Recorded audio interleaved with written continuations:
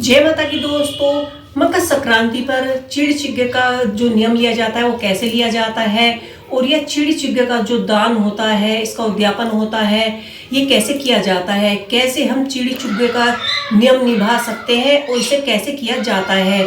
तो इसमें चिड़ी छिग्गे में जो पक्षी होते हैं, चिड़िया होती हैं, वे बाजरे को अच्छे से खा लेती है। अगर आप बाजरे का दान करना चाहते हैं तो इसमें कम से कम 5 किलो बाजरा लीजिए, या आप चावल भी ले सकते हैं, या पिसे हुए गेहूं का जो दलिया होता है आप उसका भी दान ले सकते हैं।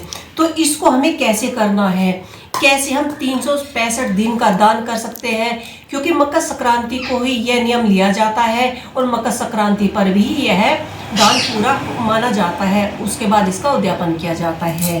तो यह दान मकर संक्रांति के दिन शुरू किया जाता है। तो सुबह को हम स्नान करके इसी नियम को आरंभ करते हैं। तो ये दान इस तरीके से हम 1 मुट्ठी चावल, 1 मुट्ठी बाजरा, गेहूं लेंगे और इस तरह से एक बर्तन में निकाल कर चिड़ियों को खिलाने के लिए दे देंगे। तो यह एक दिन का चिड़ी छिग्गे का दान माना जाएगा।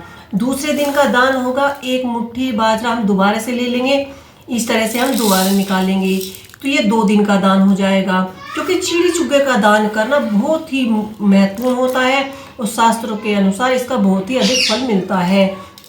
कहा जाता है अगर मकर संक्रांति के दिन आप लोग यह दान का नियम लेते हैं या इस दान को करते हैं, पूरे साल 365 दिन इसको करते हैं, तो इसका अधिक ही फल मिलता है। कहा जाता है भूखे पक्षी को दान करना बहुत ही अच्छा होता है। तो इस तरह से आप रोजाना सुबह स्नान करिए, पूजा करिए, पूजा करने के बाद रोजाना आप इस तरह से 1 मुट्ठी बाजरा या गेहूं का ऐसे चिड़ी छिग्गे का दान कर सकते हैं और अपनी छत पर जाकर आप पक्षियों को ये बाजरा डालिए, या बाहर जाकर के खुले प्लॉट में, मैदान में जहां पक्षी आते हैं वहां पर भी ये चिड़ी छिग्गे का दान कर सकते हैं। तो इसके बाद ये मैंने आपको बताया कि चिड़ी छिग्गे का दान कैसे किया जाता है।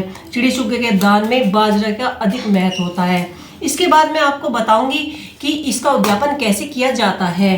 तो इसका उद्यापन करने के लिए मकर संक्रांति का दिन है, यहाँ पर हम कुछ मूंगफली और यहाँ पर तिल सकरी ले लेंगे और इसमें कपड़े का भी दान किया जाता है। उद्यापन कैसे करें? उद्यापन में आप 1 पैंट शर्ट का कपड़ा ले लीजिए और इसमें आप 1 साड़ी या जोड़ा ले लीजिए, और या आप सूट भी ले सकते हैं।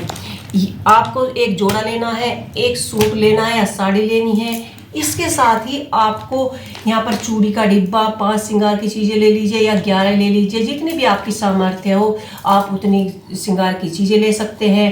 रुमाल रख सकते हैं इसमें, और दक्षिणा जितनी भी आपकी सामर्थ्य हो उतनी आप इसमें दक्षिणा ले सकते हैं। ये सारा सामान हमने यहाँ पर ले लिया है।